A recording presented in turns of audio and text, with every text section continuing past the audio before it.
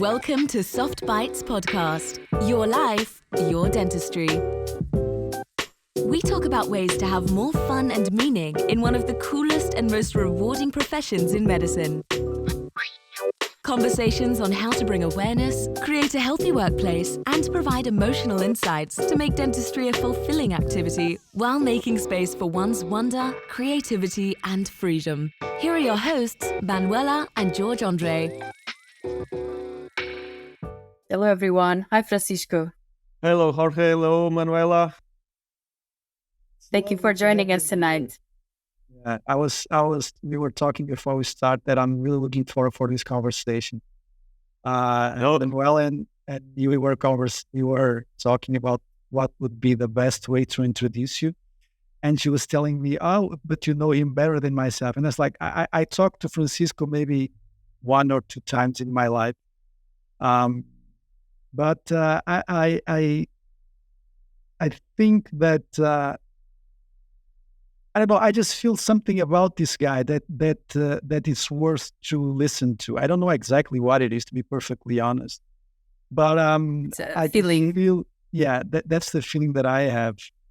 And I'm not going to read too much of an introduction. I mean, you are very much known for the Periospot guy. You make a lot of content over the last years. You are also you have some role with Straumann, right? You have like the global customer something, right? But the way that I see you is that it's like there's this guy searching for meaning within dentistry and within life, and this is the feeling that I have when I think of you. And don't take this wrong, because this is actually a compliment, because this is the kind of people that we like to have here. People that have sometimes more doubts than things that they are certain of. So it's really lovely to have you here and to be able to talk to you and to be able to listen to the way that you see this profession and life in general, because you've been having quite a rich life inside dentistry. I mean, you've been living in 3 or 4 countries now. You've been exposed to a lot of different types and of different dentists. But tell me, am I wrong when I say that you are a guy in search for meaning within the profession and within life?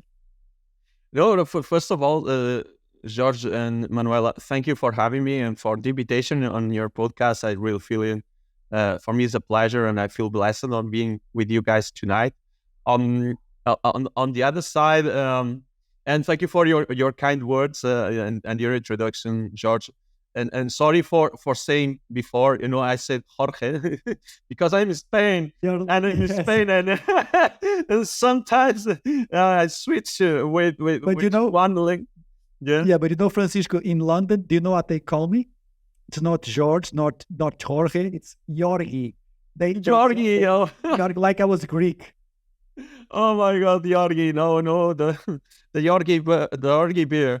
No, absolutely no. Thank you very much, and thank you for your words, and also for your your initial try to analysis about my profile, and definitely I think that the purpose. I think all of us we seek a purpose in our life. You guys doing this podcast and going beyond the boundaries, of what is limited to what is dentistry. Everyone, when you talk with someone that is outside from dentistry, you say that you are a dentist. All they think is that you are a painful guy, that you put the needle, that you just cause pain, and you have a very, very boring life. 9 to 5 or 9 to 5. Hopefully, it's not 9 to 5, because dental offices in Portugal and Spain and in Mediterranean countries, they close even at 8 or 9 o'clock. So it's not a 9 to 5 job. It's a very stressful job, and all you cause is pain. But also of course there is meaning in our profession. At the end, that there should be the output should be a happy patient at the end, and we are just in the middleman between oral healthcare and a happy patient. So oral disease and then a happy patient that should be after he went out of your office with after a treatment, it should be happy. So I think that we have a purpose. All of us, we have a meaning, and should be our first, let's say, command, or let's say our first mandament, like where we should treat patients and make people happier, and find their more happier with themselves. But then we want to get an extra mile, like you with a podcast, dedicated content for dentists. We want to run an extra mile on creating content and creating added value or content that people are from the dental or maybe from the other professions, that they can digest and know much better about us. So I think all of us, at the end, we see that all of us, we have a purpose, and definitely this extra mile sometimes gives you so much pleasure, and you are not going to lie to me. I can see your smile in your face, so you cannot lie to me that this extra mile that you do, guys, gives you sometimes much more extra pleasure than, for example, when you complete the treatment in a patient and you get an extra patient. So this is the kind of balance that you need. I think that sometimes if then you are only closed in your dental office and doing over and over the same thing and not sharing nothing with the outside world. So at the end, maybe you can get, let's say, boring or depressed or even worse. So it's just a way of getting, let's say, your time, and put the time that you have. It's not too much. If you have kids, you understand that. And if you have a family, it's not easy, to have this left this time aside and hustle, or the side hustle where you can put your time, allocate time to do to create things. So yeah, definitely, of course, I have a purpose. You have a purpose, and I think that we are quite we are quite similar in that way. This is the way I see it. Francisco, tell us a little bit about yourself, about your journey in dentistry. How did you become a dentist, and how does this all unfolds? Portugal, Spain, Switzerland. Tell us a little bit about your journey in dentistry. How did you get here? Oh, no, actually, I didn't want to become a dentist. I was, when I was a kid, I wanted to become an astronaut, and I was pretty clear about that. So to my parents, I was really clear, about becoming an astronaut. And I think, since I saw the Columbia exploding, maybe you were too young, but you saw the Columbia exploding, and I said, oh, I would like to become an astronaut, and you say, putting in risk your life, to go to and discover new things was something that was quite attractive to me. And then my grandparent, that fortunately today is alive, it's 101 year old, and I was 12, and he had a tumor in his brain. So for me, it was like, life-changing moment, where you see your grandparent. It was like a parent to me, that he gets healed with this, very serious disease, and he was saved by doctors, neurosurgery, and that he fully recovered. And you say, wow, these doctors are my heroes. I want to become a doctor. I quit, the idea of becoming an astronaut at 12 years old. I told my mother I want to become a doctor. And she said, maybe if you want to become a doctor, Portugal is not the country for you, because, the average, grades that you need in Portugal to become a doctor, between 1 to 20, you have to get a 19.5 or something like that. It was at the time, the score that you have, or the average grade that you have to get. I was quite far away from that. Honestly, I was like in the 14s or 13s. I was an average student. I was like the most laziest guy in the whole class.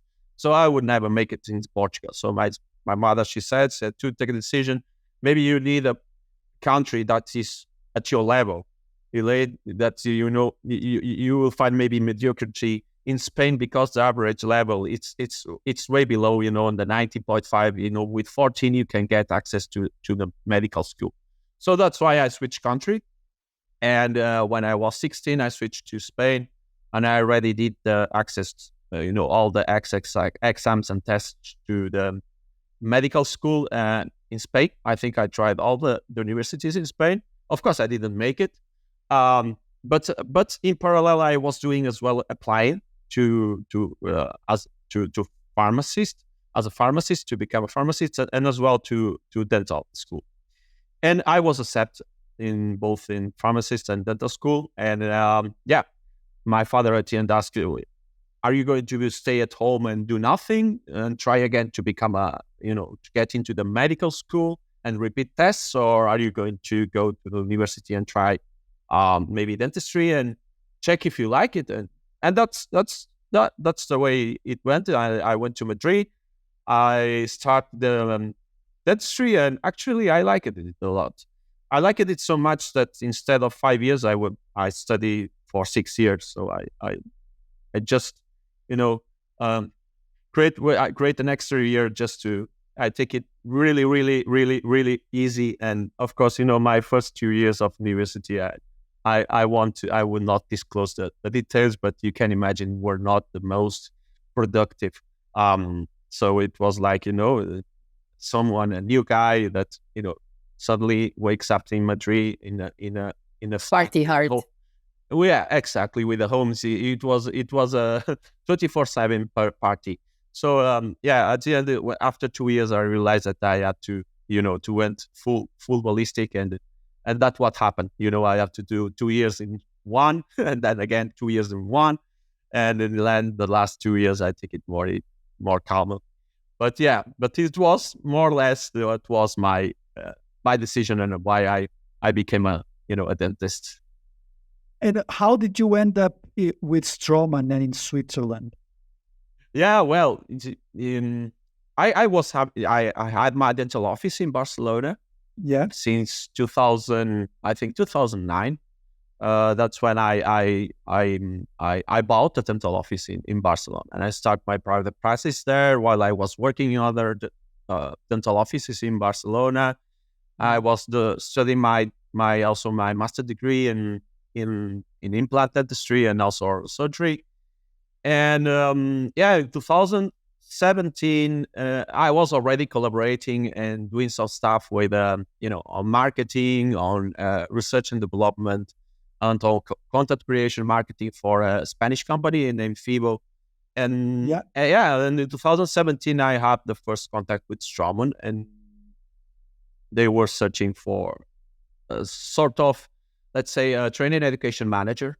I went to Basel, where the headquarters are, was interviewed. And immediately, it was immediately a fit in with the team. And and I have to say that, the first years in Straumann with the team was really amazing. All the people we had this, we were like a team that was inside this, big company that is Straumann, but we were like a sort of startup within Straumann. It was the DSCO team, which I felt, was really different. That the vibe was really, really, really good. And this was the way I started Straumann, a training education manager. Yeah. So you moved your whole life from Spain to Switzerland? Well, at the beginning, it was thought that I was taking a global role, but then the decision was maybe you are going to focus on Spain and Portugal because you have a high knowledge of the market, of the Spanish and Portuguese market. And I stayed in Barcelona for the first 3 years.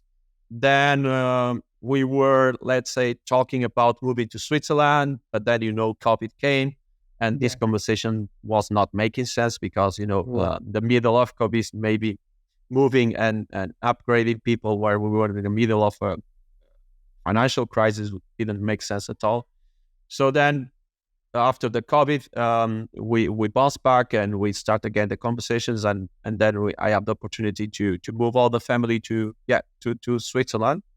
And now it's almost 3 years ago that we moved to Switzerland, and all the family is there, and it was an adventure. Yeah. How was it for a guy like you? I mean, from Latin countries, partying all the time. How is Switzerland for you? How do you see Switzerland? Was it a shock? Did you adapt yourself? How was that? I'm curious. George, you will not believe me if I tell you that I do not party since the 26, 27. You I met my party in wife. your own head. You party in your own head. I can bet that. No, I become what my wife calls me the mushroom, because she says you are a boring guy. You become a very boring guy. You never want to go out. You never want to go for a drink. You never go out for dinner. You are a stay-at-home guy, like always looking, to try to save money and not spend too much. And so I become this sort of person that is completely the opposite, that she, of course, when she met me. And of course, she calls me the mushroom guy. So moving to Switzerland, actually, for me, was a sort of upgrade and a complete match, because you are not so, you are not searching for fun. You are not searching for, clubbing. You are not searching for, partying. So Switzerland was perfect for me. Having dinner at 6 o'clock, go to bed at 9. I felt so happy. It was the perfect match. In Spain, if I say people I want to have dinner at 6, they will, of course, they will jail me. Of course, I would be finished. So in Switzerland, having dinner at 6:30 makes me completely happy. It's fulfilled. Cool. Yeah. And you are a lot into dental education, especially online education with the Periospot. Can you tell us a little bit about your journey in Periospot, and how do you see dental education today and eventually in the future? How do you see the role of online education? Where do you think all of this is going to go? I mean, nobody actually knows where this is going to go. But how was your past? What are you doing? And how do you see the future for Periospot and dental education in general? Well, George, actually, my idea of Periospot, it came when I was studying the MBA back in 2014 in Barcelona. My wife said, you are like the most disastrous guy managing a dental office. You really need, some skills on how to manage a business, because you are like cows, you take care of the patients and that's it. You are good at, what you are doing inside when you are doing your surgeries, doing your things, stitching and placing implants. But when it comes to financial and to marketing and to, to get people organized and human resources, you are sort of disaster. And she said, you should enroll at MBA and learn some things from there. And for me, the MBA was more an open eye. It completely backfires, on my wife, let's say, plans, because, as soon as I get into the MBA, I start reading books. I said, okay, I'm a dentist, but you can do other stuff. You don't have to stick to, to your job that you were training in. You did a degree, you can create things, actually you can do other things. So I start, reading books and reading, business cases and the idea of Periospot on creating content. That there is a book from Ryan Holiday that is about growth hacking, and I start reading that books, and also Jim Collins, Good to Great, and I completely, I got crazy with all these ideas and these growth strategies and how they, how you can outperform and how you can actually provide value, to people. And I saw that there was a huge gap in the dental, let's say, dental education. When it comes to the scientific, there is this part of scientific knowledge that is, you go to PubMed, you go to these sources, ResearchGate, you have these scientific articles, you download the PDF. And I start spotting, that people, actually, they do not read a lot of scientific publications. It's maybe you will see PhD students or postgraduate students reading it and having the scientific literature, updated in their heads or memorizing, scientific articles. But actually, the average dentist that is, doing on routinary things, they are not reading scientific articles. Maybe they get updated in Congress in a while. And I saw a huge gap, between there is nothing in between these scientific articles and nothing in between this dentist that goes on, on every day to the dental office. And he doesn't have time, to consume all these scientific papers that at the end, they almost all of them, they conclude like always the same way, further research is needed to come up with a solid conclusion, So it's quite frustrating to read that.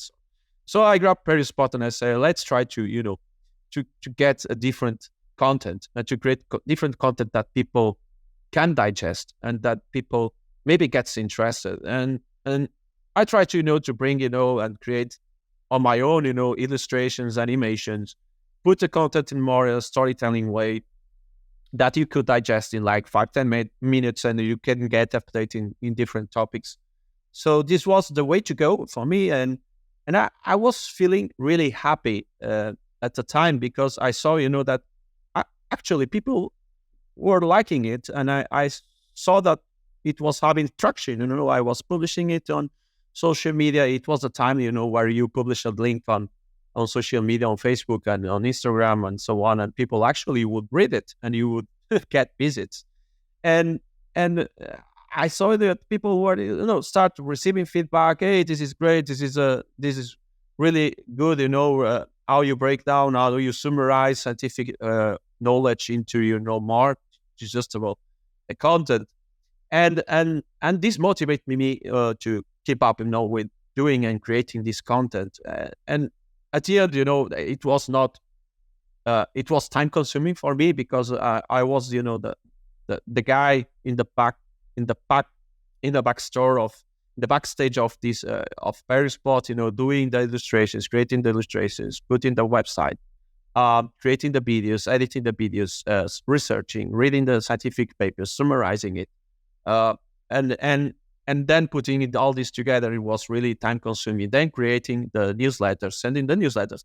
You guys, you are doing a podcast. You know what it is. After you're creating the podcast, this moment is the easiest one. Then it comes the post-production, and how post-production works. Matching the sound, creating the intros, the outros, everything, parallel. So it's a lot of work for one person.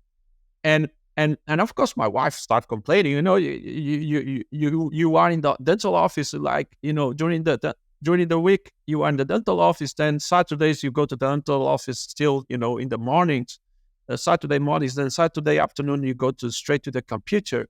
And then, every single morning you wake up at 5, and before you go to your actual job, you are typing and writing or designing and editing videos.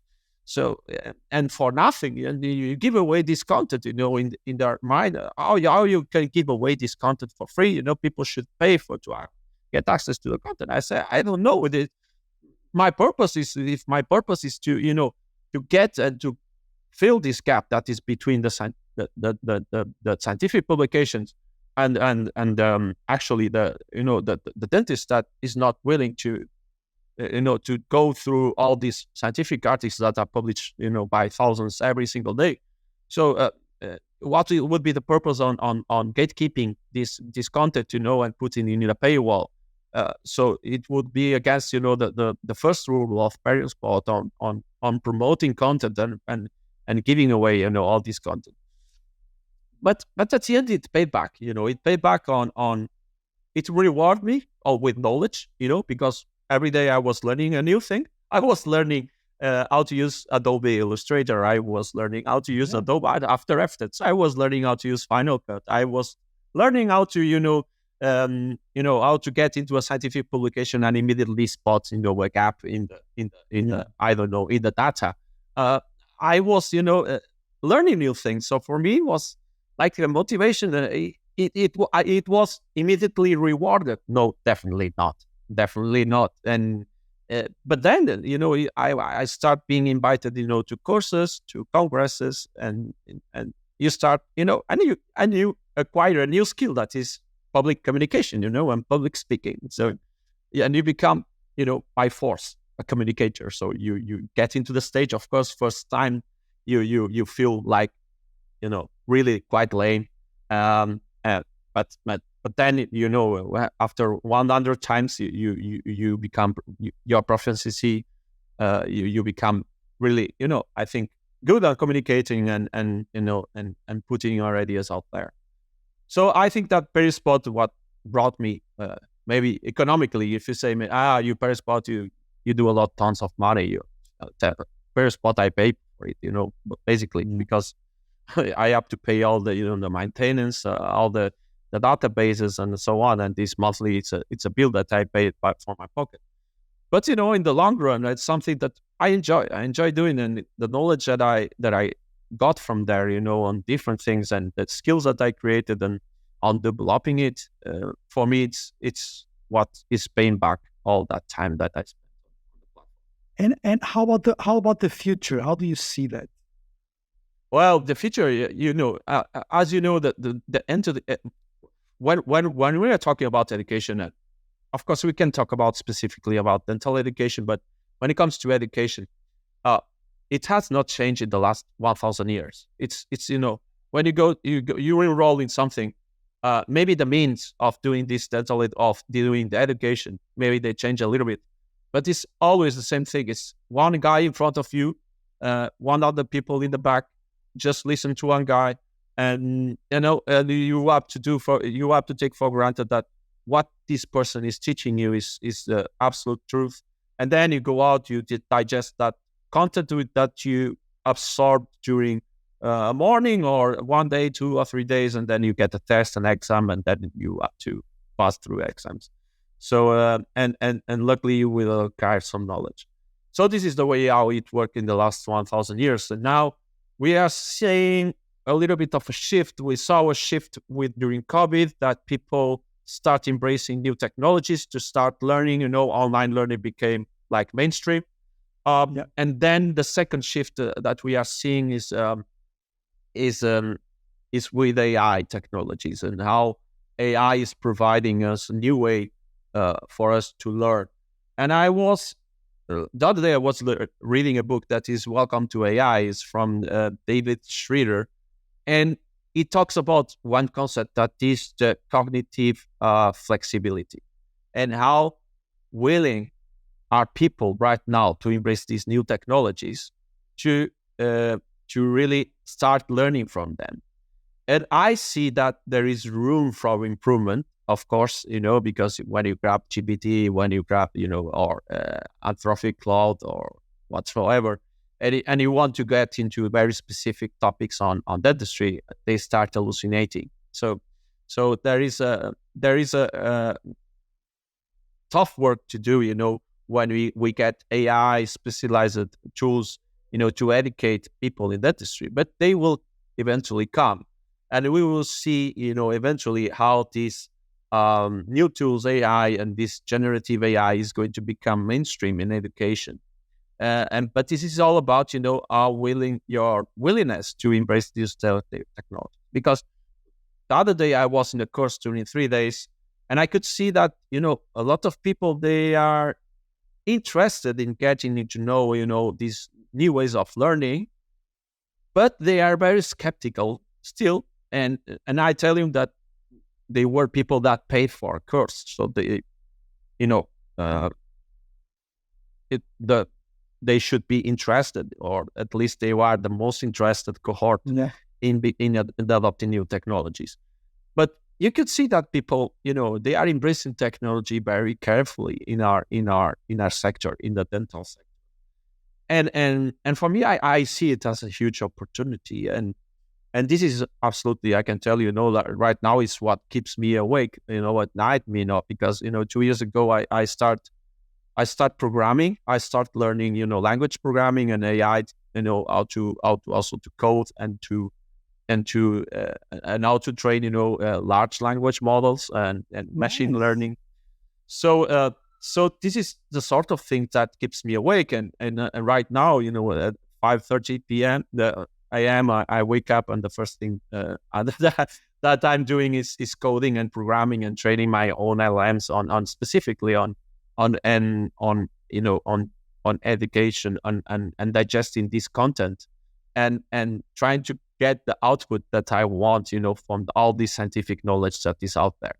And at the end, I cannot disclose too much because it's still on my laptop, and it's a baby that I'm creating. But still, I really feel that there will come new tools and new ways to educate people that we right now we can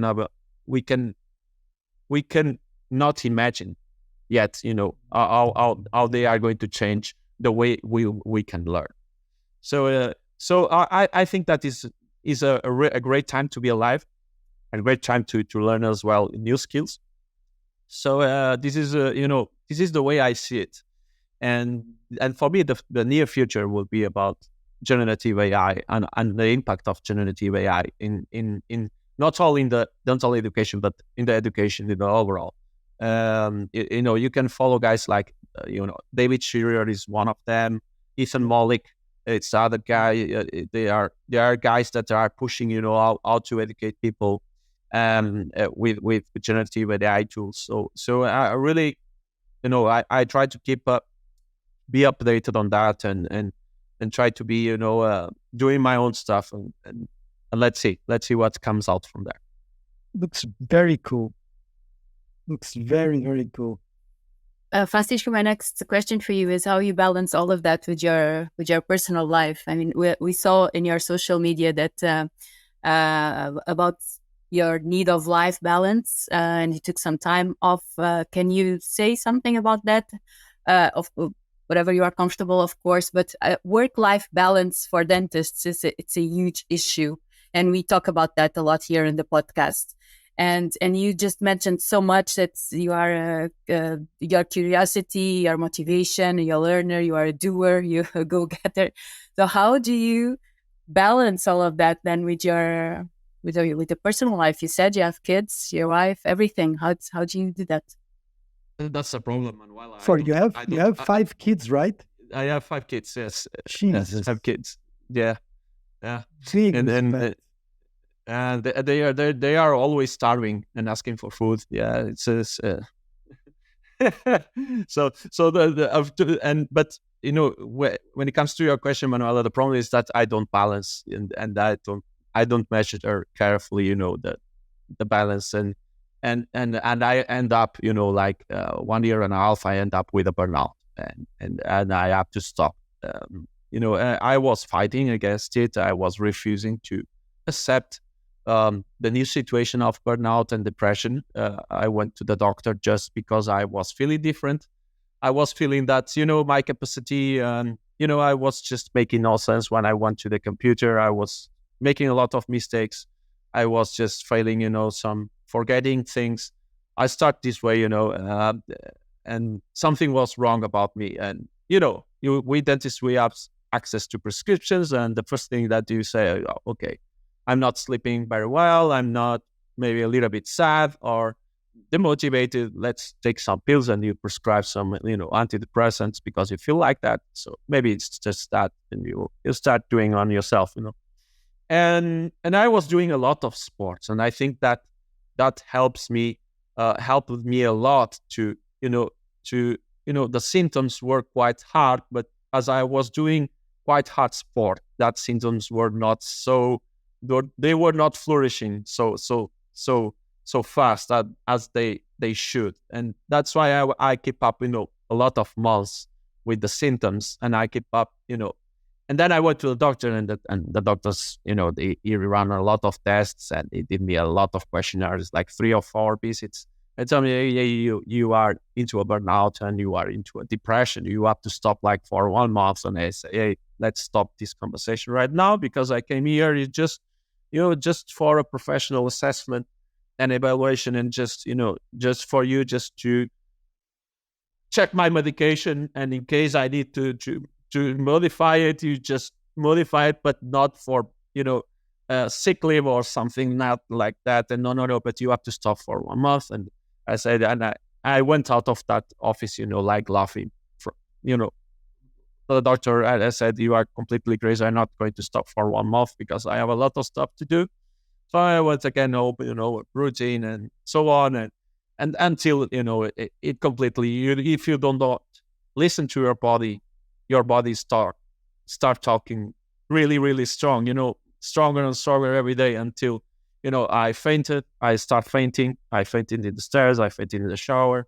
I start and forgetting things, sending emails, answering emails that were in English. I was answering them in Spanish, and then I was asking my kid to check my work, my PDFs or my Word files. My other kid, because I was completely writing nonsense. And I think that the moment that I almost went crazy was when in 5 days in a row, I did not sleep at all. And in the 5th day, I was completely with pills with no effect, nothing. I landed in the hospital directly. And when I landed in the hospital, the doctors asked me if this time I would listen to them. And I said, maybe. And they told me, we are going to take 1 month break because otherwise it's going to kill you. And I said, 1 month break, I will accept it, but no more. And then after 1 month, I tried to get back 100% work against all the recommendations, doctor recommendations, but they said that I should start with a 20% and go back to 40, 60. And I refused that, obviously, and I started, after 1 month, 100%. And the first day I saw that it was impossible because I was doing just small tasks and I was unable to complete the task. So I got back to the doctor, like crying, like say, I think I'm retarded or something like that. I lost all my neurons. Please help me. And he said, now you are going to listen to me fully. And I said, yes. And they sent me to rehab, to a clinic where I was like for 4 months, completely isolated, for any type of work and social environments, social interactions, and so on. And this was, the hard way I learned, how burnout and how, depression can hit you. And now I learned, that you have to listen to your body and to listen when these symptoms come and not try to stop it on your own or start to stop it with doing sports. Sports, you should keep doing sports, of course, definitely, but definitely not medicating yourself without professional assessment. Thank you for sharing that. Thank you. Yeah, it was a high level. I can tell you that it was much more. Of course, there is always a backstory, but definitely the overview was that. Yeah, but it's so nice that you are able to talk about that so openly and so, because it's very common in dentistry to not listen to your body, to keep going. I have to. It's very common, and you don't hear about that. When you have a big family, and it's so. Thank you so much for sharing that. It's gonna help many people that hear this. Trust us. It's really gonna be helpful. Then, yeah. So, yeah, it's great. No, I hope it helps someone. At least spotting the symptoms before they get and do not expose you to the last stage of this burnout. Because when you talk about depression, burnout, very often people mention sadness and stuff like that. And your story is quite different. It's like you kept going because you were doing a lot of sports. So you just felt that I'm sure there was some sadness, but you just felt that your brain just was not working properly, and it's very interesting, right? Because you were aware of that. You were like looking inside you from a detached perspective. Like, look, there's something inside this machine here that is not working well chemically or wherever, right? So it's, I bet that's very scary. Yeah, absolutely, George. Is spot on what you just mentioned. Is you just notice that something is different, and it's getting worse, day after day until it explodes in your face, and you have to do something, and you have to, of course, definitely the way to go is with professional assessment. You have to get into professional. Yeah, but I think it's very important because it happened to me also, not in such a degree, but I've gone through something similar, and I think something really important here, and I don't know if you agree with it, which is I think you have to understand that the way that you are thinking is, of course, biased, right? There's something wrong with the way that your brain operates, but you can detach yourself and you can look at yourself from a more neutral way and say, look, this is not the person that I am. There's something here that's affecting the way that I think, the way that I see the world, but I am not this person. And this organ, just like any other organ, just needs to be fixed, right? Yeah, absolutely. At the end, it's like a muscle. The brain is like a muscle. If you try to work out too much, it's going to break. So it needs to rest at some moment. It needs to rest. It needs to be fed, and then you can use it again. But if you overuse it, it breaks like any other muscle. Absolutely. Yeah. But it's also just to wrap this part. So one interesting question. So if your brain is not working well, your cognitive functions are not working well. Who is the thing or the entity or the soul or whatever you want to call it that is looking into that? Isn't it weird? I mean, you just look yourself from the outside. You are aware that so basically what you believe to be yourself is actually not exactly who you are, right? This brain, this mind is not exactly who you are. So the way that you are looking at it is from someone else's perspective, which is eventually is the real you or the soul or whatever. So I find this view is very interesting. So this is why I also think that sometimes when you have a burnout or a depression or whatever, it's a huge opportunity to see yourself from a different angle, to be able to observe yourself in a way that you're not used to, because many times you believe that you are what you think you are. You are your brain, but actually you have the capacity to understand from an outside view, and that's what really is interesting to me. From an outside, you look at yourself and look, actually, this brain is not working, and I find this really interesting. Have you ever thought about that? I mean, who is looking at your... Yeah. And it was one exercise that took me a long time to let's say, to perform. Manuela is laughing because she knows it. She makes her life talking about that. I just wanted to say that what you described, I don't know if you guys read already Eckhart Tolle, The Power of Now. Yeah. What you described, it's basically what he had to when he became Eckhart Tolle. So he was going through a huge period of depression and burnout. Yeah. He was thinking about suiciding himself, and at a certain moment he started to pay attention to this voice, to like George was saying, and he said, "Wait, but who is this voice?" And he was able to go to that higher self and detach from the ego, and he became Eckhart Tolle, and he wrote The Power of Now. So it's basically what you said. It reminded me immediately of the story of Eckhart Tolle. But Francisco, go on.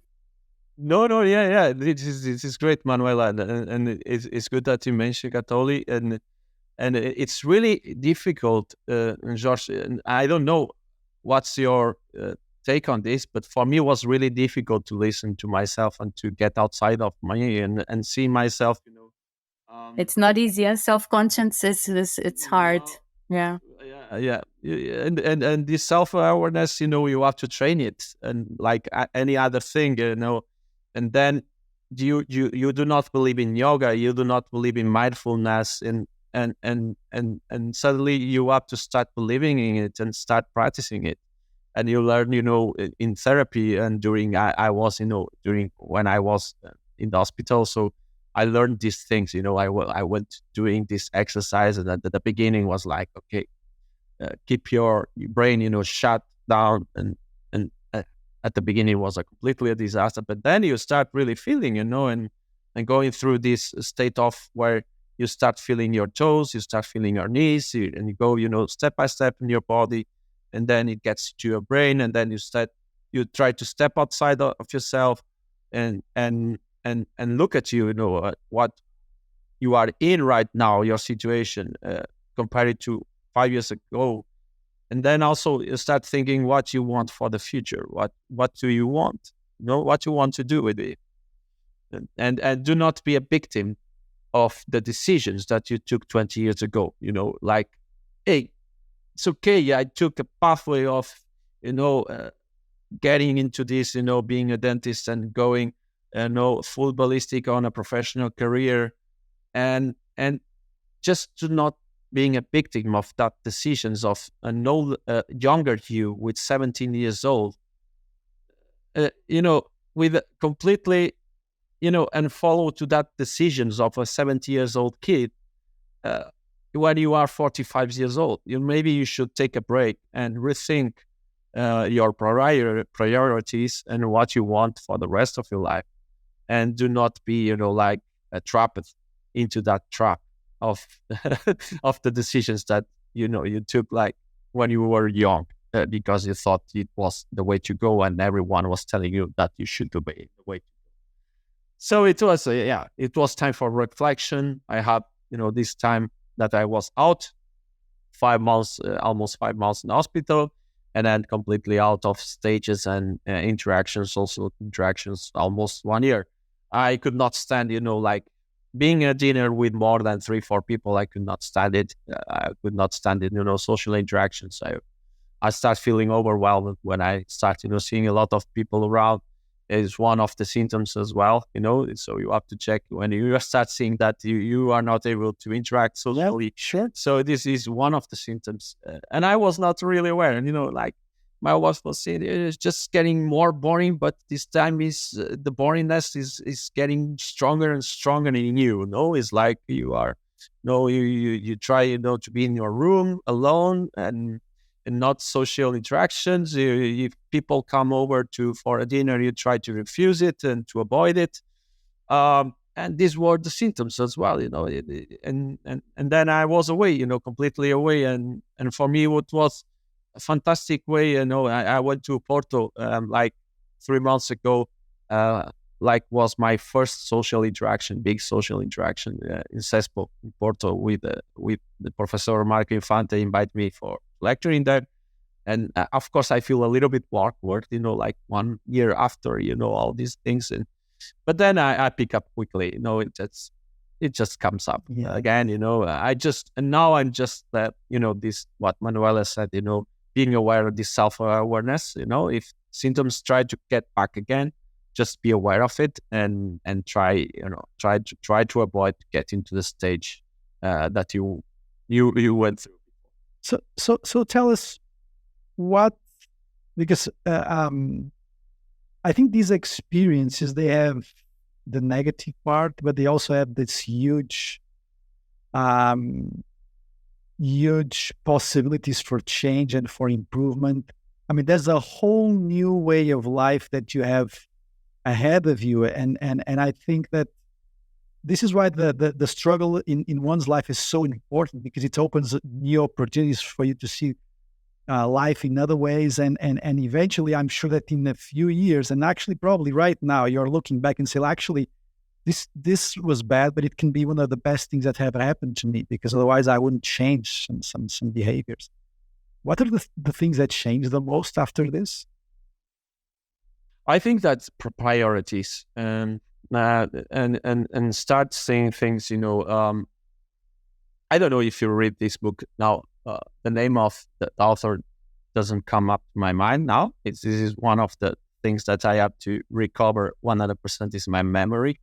No, but the subtle art of not giving a fuck. Of course, Mark Ross. Of course, Yeah, exactly. Exactly. So, this book, then I remember a lot. After this, I remember a lot about this book. Sometimes you just have to not give a fuck, and really, being able of, the progress and enjoy the progress. And if you want to get to a point, and if you have a goal, if you are not going to enjoy the let's say the pathway to that goal, just don't do it, and just keep it away. No. And say no, exactly, So if you are not willing to suffer the pain to achieve a goal, just avoid it. But there are other things that you have to learn, from that book. Of course, how you should as well, take, feedback from other people, or feedback. everything nowadays is called feedback, and I think it's there is a lot of ways of giving feedback to a person, but when sometimes someone comes to you and say, this is a shitty presentation on this is completely crap, and you say, okay, but tell me why. You do not accept feedback. I don't think this is feedback, when someone comes up, like in this manner. So, what I think is, when you start handling these situations differently, okay, it's shit, it's come on. So let it be, so it's the way to accept, these people and these maybe, mean people and mean comments differently, how to not being affected for external in let's say interferences, and start making your own decisions and start making your own stuff and clear your mind and stop being afraid of some things that I'm just not worth it. Just not worth it. Absolutely, it takes you. It only brings you white hair and stress. Yeah. Look at us both. Look at us both. Yeah. You can see it. At least we have hair. Yes, at least we have hair. One of the last topics that we'd like to have your opinion on, and maybe this was not something that really affected you, but I'm sure that you think about this, and I'm sure that you reflect upon this. I mean, you have 5 kids, and I'm sure that you are concerned about this. All the social media, the pressure, the need to be liked by other people, the need to be validated by other people in general, but also in dentistry, right? So what is the good and the bad thing that you see in social media regarding dentistry and in general? I mean, there came some. I'm sure that's some positive things have arisen, right? Because, for example, we could expose our work in the way that we couldn't do it like in 20 years ago, which is good. I mean, Periospot came on the right time because there was social media. But it seems, and I don't know if you agree with us, it seems that it's taking a completely different direction. And I think it seems like we have created something a little bit out of control. What are your thoughts on that? Are we being too pessimistic? Are we being too optimistic? How do you see the future? How do you allow your kids to use social media? What are your thoughts on that? It's a very good question, and I have to answer very carefully, because social media, I have to say, they gave me a lot, at least to me, a lot of opportunities. But the same. Sorry, Francisco, but the same for both of us. Exactly. For sure. Yes. The same for both of us. For all the 3 of us. Yeah. Exactly. So you went through all that experience, and in the past, like 15 years ago or 20 years ago, if you if you wanted to have an opportunity outside of being, just a dentist, doing, fillings and veneers, you would have to, to publish in a scientific paper, and hopefully you will get, your name in somewhere or recognize it. And getting your paper, published in a scientific paper, so sometimes you have to be friend with someone, then you have to go through peer review it, then you have to get an affiliation university, which is not for everyone. So social media give equal opportunities to everyone. So everyone with a voice, everyone with a keyboard, with a laptop, with a mobile phone could create content and could put it out there and share it with everyone. If the content was good, people would enjoy it, would get traction, would start following you, and would start enjoying and interact with you, which was something that, it was something. Seth Godin, he published this book Tribes in 2008, I think, or 2009. It was like, he called it like, the tribe leader, that he called it the tribe leader, or becoming a tribe leader. It was up to something, because in 2008, 2009, we were not yet with this word of influencer. I hate that word. Influencer for me, it has a lot of negative connotations, and so I hate that. But Seth Godin, when they talk about, the tribe leader he was talking about, in the future, he was talking like, in the future, you will be able, to create a community of people that are going to follow your ideas, to follow, to buy into your values, and to follow you for what you share.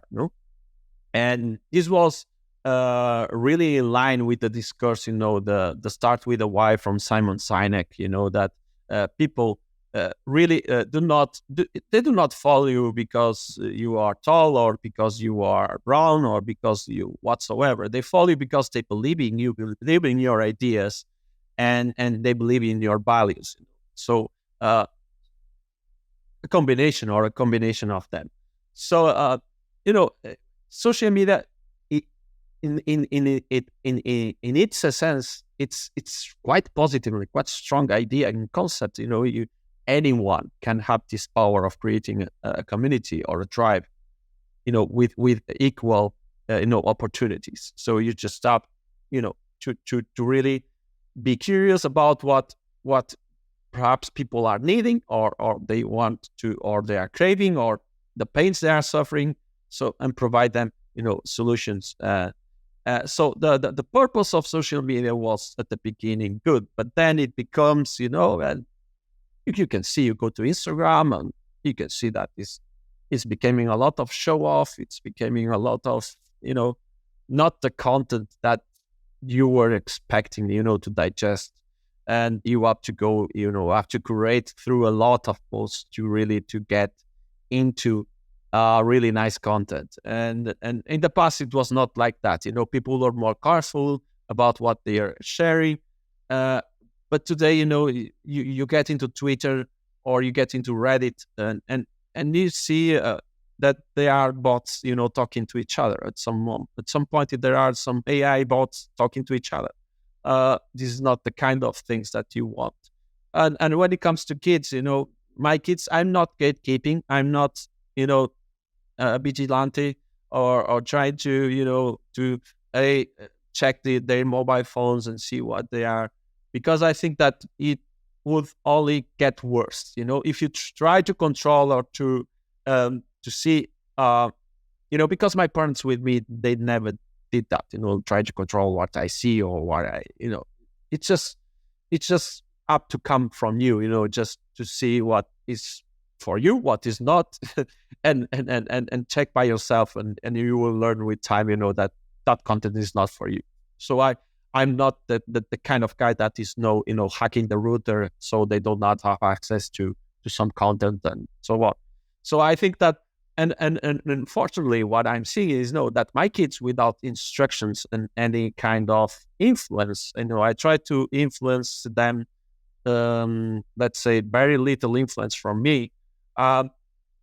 They are they are picking up and really from themselves. They are, they show to me like, look at this guy, he's completely crap, and look at this guy, and I feel happy, that they from themselves they can spot, like a scammer, that can spot like this kind of new influencers, or like ridiculous kinds of new trends.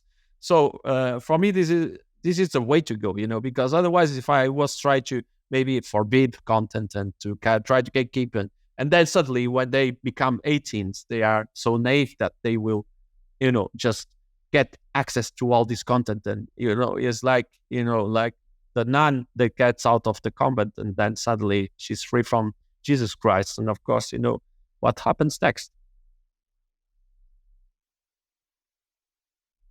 Francisco, one last question for me. I saw on your Instagram bio running, guitar, and humor.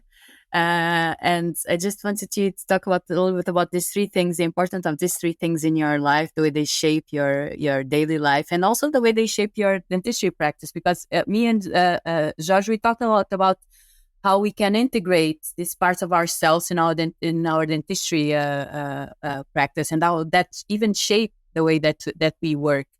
So tell us, running, guitar, and humor. What is this in Francisco's life? Oh, well, I think that we are living the meme generation, and for me, life is a meme. And we will never stop. Humor for me is basic, is important part of my life. Every day should be about humor. Um, no, I have to say that I do not live in right now in the most humoristic country in the world. And Swiss are considered very straight people, but I was surprised, because they have a really strong sense of humor. A particular sense of humor, right? Exactly, I discovered so that you can work around that. But definitely the humor should be, it for me at least it's a central part of my life, and how I interact with people. I try to interact with people, and always it was, of course, one of the points of confrontation with my wife was this one. Like you go to the dental office and you are the clown of the dental office, and you are the owner of the dental office. You are not the clown. You are not there to entertain people. No. And I said, but this is quite boring. You go to dental office, you have a countdown. Well, as soon as you put anesthetic to a patient, you have a countdown clock. If you think about that, and you should have fun during that time. You should, entertain yourself. Doing jokes with people, doing jokes with the people that you work with, and not just being this straight face, like serious all the time. And that doesn't fit me at all. So of course I don't mind, if you want to call me the clown of the circus, go ahead and do it. It's up to you, but you are not going to get me, like this kind of being like a straight guy, or I always say in Portuguese, with your nose like you are smelling something all the time. So for me, it's quite important, humor. And I'm searching to consume. I'm a huge consumer of humor. Since Monty Python, I think that they were a life changer for me. Till today, that I'm searching, actually, actively searching for memes and for this kind of stuff. I love to consume. And when it comes to guitar, for me, it's like a stress relief. When I am on the laptop. Here at home, I am at my parents' home here in Galicia, so I don't have the guitar. They didn't brought the guitar, but usually when I'm working at home, I have my guitar beside me, and in between meetings, I just get the guitar. And for me, it's like a way to not think about nothing. I completely empty my mind when I'm playing the guitar. So for me, it's like it's a kind of meditation then. Yeah, absolutely. It's a meditation tool. It's like doing sports. You go for running and you forget about the world, like for 30, 45 minutes. You play the guitar, you forget about everything, about, invoices, about things, taxes, and all this stuff. For half an hour, 45 minutes, you forgot about your boss and that kind of things. So it's a way that it doesn't mean that you put aside your problems, but you just forget about them for a while. So it's... Before the last question, how important was humor during during that the burnout stage? I mean, would you make jokes about that? No, right now, of course. I do it, because during the burnout, and I was like a piece of furniture at home, during that part of my life. I was just sitting there reading, because I didn't want to go into social media, so no phones, nothing, just reading. And I was like Stephen Hawking, in the sofa, like, rolling and like with my head like this, and of course I got very fat, for because of the medications, and I went, up to 100 kilograms. I was completely overweight, and like my wife said, right now you are unfuckable. Like it was like this big guy, and for me, right now is all about joking about that moment, because it's the past. Of course, we went through a lot during that time, but right now I just make jokes about it. Of course, that's the way to go. Yeah. I think it's also a medicine, to overcome it, and then and to see it how you were last, looking back, 1 year ago, I was in this same house and my friends were around and I didn't want to go out with them, just for drink and so on. And now, it's completely different. And of course I have to joke about that moments because it's past. And definitely I do it. I do jokes about bad things, good things. I have, dark humor, brighter humor. I think I touch every points of the humor. Sometimes it's not very political correct, but getting back to the book, the subtle art of not Living as fuck. exactly. And one last question. So are you working in Switzerland as a dentist as well, or just As a dentist right now? Not yet, because you have to have a proficiency on the language from the canton. In the canton I live in is German, so I have to get my German up to date because after 3 years my German is not yet there. But you plan to still keep doing some clinical work, or you want to go all into tech and education? No, I still do clinical work because I travel to Barcelona. Okay. I keep doing, I keep mentoring people, doing classes, and even with my work peers, every time I want to do a full arch, surgery. So we just take a plane and we go to Barcelona and we do a full day or 2 days of full arches, and over the shoulder with them. And for me, I really enjoy. I enjoy much more now that I don't have this business pressure. I just go there and I just enjoy the time, and I can do even more jokes, which is for me even funnier, and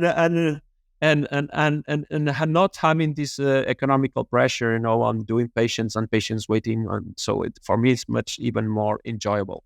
But of course, my plans, Switzerland is to get, my licenses approved as soon as I get the level of German or French if I live in the French canton, or Italian if I live in the Italian canton. But definitely, this is the only roadblock I have right now. And the last question would be advice for young dentists, but I would place it in a different way. What advice would you give to your 16-year-old self?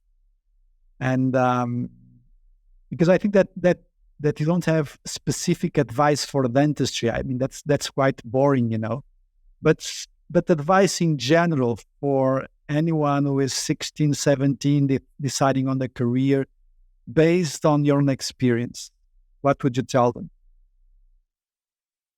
I think I'm not the best guy to get advice from.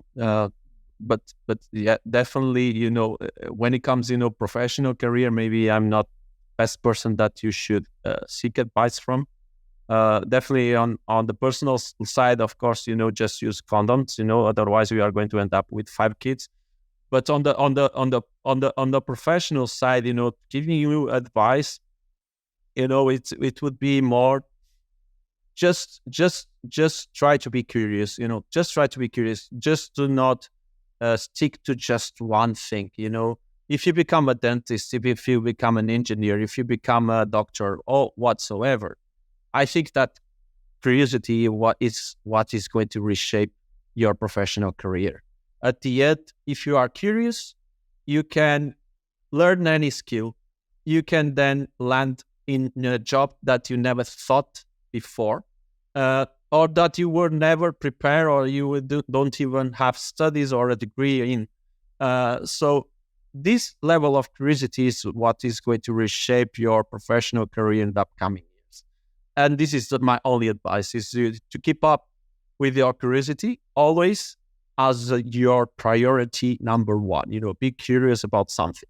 Be curious and be curious. If you see something that you like and enjoy, be curious about it.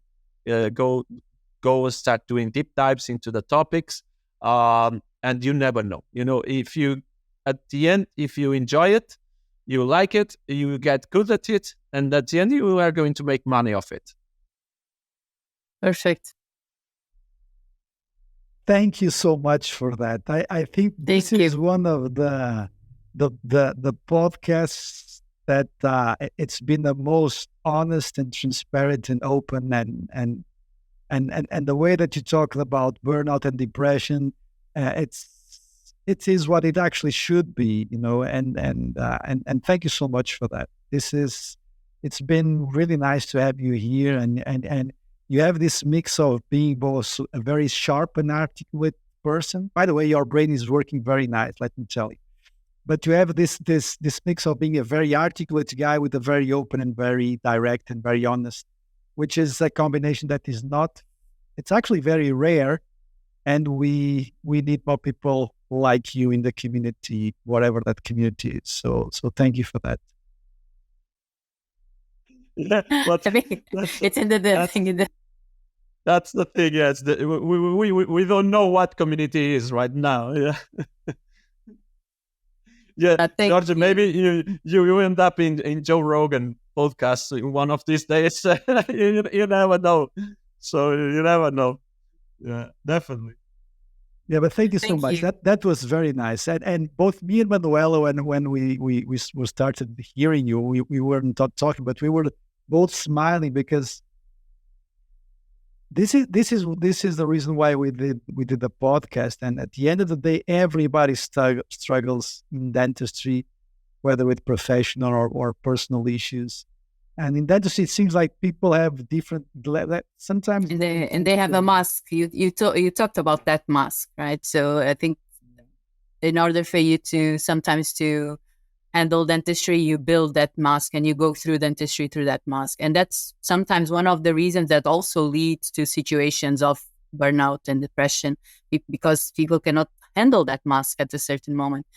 But so I think that's to have honest conversations like this, and to hear someone speaking without that mask is very refreshing, and you see that it's authentic and comes from a place of authenticity and vulnerability also, because it's needed. But thank you. It was very good. Thank you. It was my pleasure, and Manuela, it's authenticity. I think it's really important as well. Social media. When it comes to social media, we see a lot of people that on social media, and then in person, and he's a completely different person, and it puzzles me. Like you have two identities, so it's something that you have to think about. But this is a topic for another podcast. Yeah, we would love to have you here another time, I'm sure. Yeah, absolutely. I promise you, I will have a more lovely background. I know that I only have this, but you have a lovely background. Yeah, it's great. Thank you for sharing that. Yeah. So thank you so much again, and I know that you have your kids ready to go to bed in a few moments. So you enjoy your time in Spain, you enjoy your time in Switzerland or wherever you are, and let us know if you drop by Portugal, if you drop in Belgium. Just let us know. It'll be lovely to hang around with you. So thank you so much for being here. Thank you, Francisco. Thank you, thank you, Manuela. Thank you for everyone that listened, and we see you on the next episode. Bye, everyone. Bye. Thank you for listening to the Soft Spice podcast. We would love to hear your thoughts on this episode. Please leave a comment or connect with us on social media.